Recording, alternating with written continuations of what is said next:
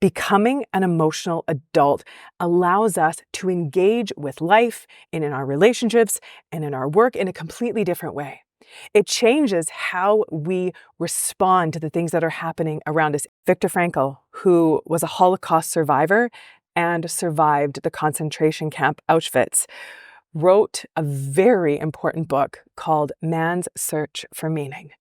But in that book, he writes that between stimulus and response, there is a space.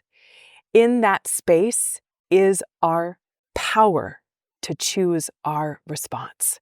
In our response lies our growth and our freedom. Viktor Frankl knew what it was to become an emotional adult.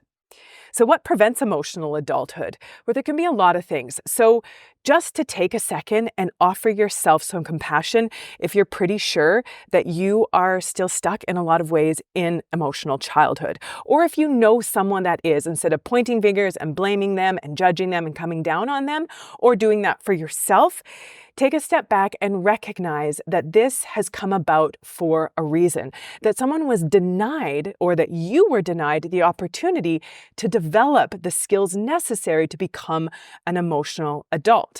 Like I mentioned before, it can be because you weren't given that modeling, that your parents, primary caregivers, weren't emotional adults themselves, and so you weren't given the opportunity to learn that.